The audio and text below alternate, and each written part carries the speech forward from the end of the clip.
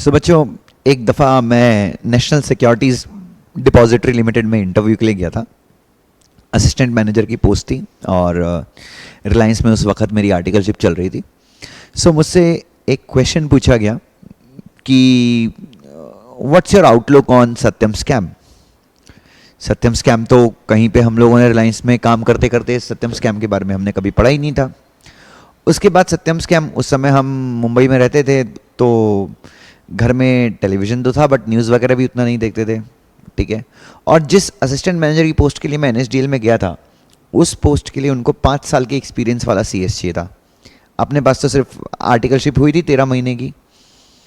फिर भी when they asked the question, you know what, और एनएसडीएल के आई बिलीव मैनेजिंग डायरेक्टर और जो भी सीनियर लेवल के लोग थे वो इंटरव्यू ले रहे थे। सो बच्चों, अब सत्यम स्कैम मैं बात कर रहा हूँ, और बच्चों ये जो मैं बात कर रहा हूँ आपके साथ, आई बिलीव मैं 2009 की बात कर रहा हूँ। तो मैंने सत्यम स्कैम बच्चों उनको शुरू से लेके आखिरी तक पूरा समझा दिया। Next question, Dushyant, what do you think कि लीमन ब्रदर्स का जो फॉल हुआ, आप लोग सर्च कर सकते हैं, वो क्यों हुआ? ओके, तो फिर उसका भी थोड़ा बहुत आंसर जो था वो हमने दे दिया। उसके बाद रिलायंस इंडस्ट्रीज़ में जब मेरी आर्टिकलशिप का इंटरव्यू चल रहा था तो उन्होंने सब कुछ पूछा कंपनीज एक्ट से रिलेटेड। कंपनीज एक्ट में इनकॉर्पोरेशन के थोड़े से प्रोविजन पूछे, डायरेक्टर्स के बारे में काफ़ी कुछ पूछा, एजीएम ईजीएम के बारे में काफ़ी कुछ पूछा, मिनट्स के बारे में काफ़ी कुछ पूछा। और अचानक से आखिरी में उन्होंने ये पूछा कि कंपनी लॉ बोर्ड में अभी रीसेंट केस किसका चल रहा है, तुम बता सकते हो कुछ? अरे बाप रे! एक्चुअली जैसे अभी एनसीएलटी होता था उस समय कंपनी लॉ बोर्ड होता था। तो बच्चों आई बिलीव, हाँ मतलब हो सकता है मैं थोड़ा इधर उधर करूँ क्योंकि कंपनी लॉ बोर्ड बहुत पहले था। तो मैं ये कुछ क्वेश्चंस मैंने रिकलेक्ट किए हैं अपने इंटरव्यू के दौरान। उसके बाद जब मैं एमसीएक्स में इंटरव्यू देने के लिए गया, मल्टी कमोडिटी एक्सचेंज में इंटरव्यू देने के लिए गया, तो मुझसे एक बड़ा पेचीदा अजीब सा क्वेश्चन पूछा गया और जिसका मैंने गलत आंसर दिया, जिसके कारण मेरा सिलेक्शन नहीं हो पाया। उन्होंने मुझसे पूछा कि यू नो दुष्यंत, कि like if there is an intermediary, एक कोई इंटरमीडियरी है जिसने जो बहुत ज़्यादा वायलेशन करती है, तो दुष्यंत आप क्या सोचते हो कि जब वो बहुत ज़्यादा वायलेशन करती है तो आप उस वायलेशन को ठीक कैसे करोगे? मैंने बोला सर मैं इतनी हैवी पेनल्टी चार्ज करूंगा उसके ऊपर, इतनी हैवी पेनल्टी चार्ज करूंगा कि साला वो दोबारा वो बंदा वायलेशन करने की हिम्मत ही नहीं करेगा। मैं एमसीएक्स में सिलेक्ट नहीं हुआ बच्चों। 23 की एज में 9 लाख रुपए का पैकेज का जॉब था एमसीएक्स में, बट मैं वहाँ पे सिलेक्ट नहीं हुआ। मैंने बाकी सारे टेक्निकल आंसर सही दिए, कंपनीज एक्ट के प्रोविजन सही बताए, सिर्फ ये वाला आंसर मैंने सही नहीं दिया। तो बच्चों आउट ऑफ क्यूरियोसिटी मैंने एमसीएक्स की एचआर को फ़ोन किया कि मैम ऐसा क्या हो गया कि मैं वहाँ पे सिलेक्ट नहीं हुआ। तो उन्होंने बोला Dushyant I don't know, it was your interview, you know you must have not performed well in your interview, that's why you are not selected. So मैंने कहा कि ma'am could you just connect me to the vice president who took my interview. So बोले Dushyant we generally do not allow because you know mostly what happens is कि साला लोग गाली बकते हैं उनको।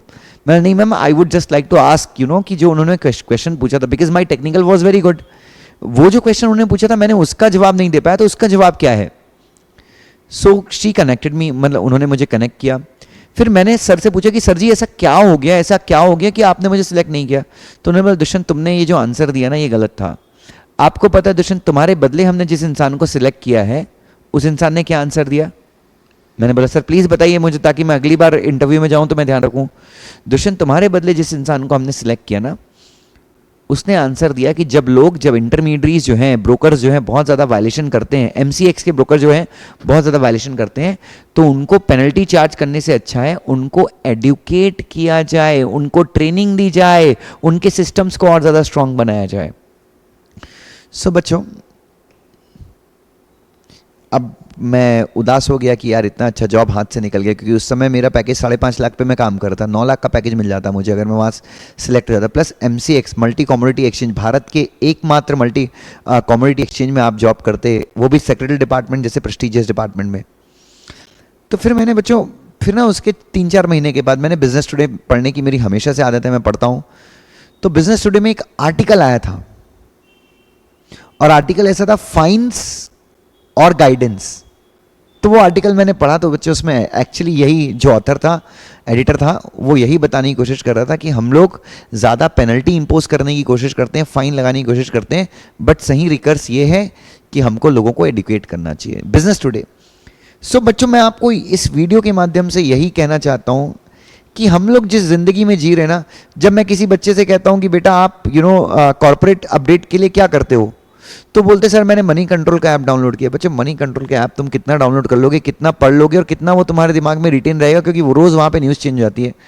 सो बच्चों, अगर आपको जीवन में बहुत ऊंची उड़ान भरनी है, बहुत बड़ा बहुत अच्छा कंपनी सेक्रेटरी बनना है, तो बस मैं आपसे गुजारिश यही करूंगा कि यार अपने आप को ना सर्वप्रथम रखो, दूसरों से आगे रखो। और दूसरों से आगे तुम तब नहीं होगे जब तुम एकेडमिकली, लॉ बहुत अच्छा आता है तुमको, सारे अभी एनसीएलटी के यहाँ पे कितने केसेस चल रहे हैं, डू यू थिंक अभी आपको पता है कि रिलायंस और जो इसका डील था, फ्यूचर ग्रुप का डील था, उसको कंपटीशन कमीशन ऑफ इंडिया ने अप्रूव कर दिया है?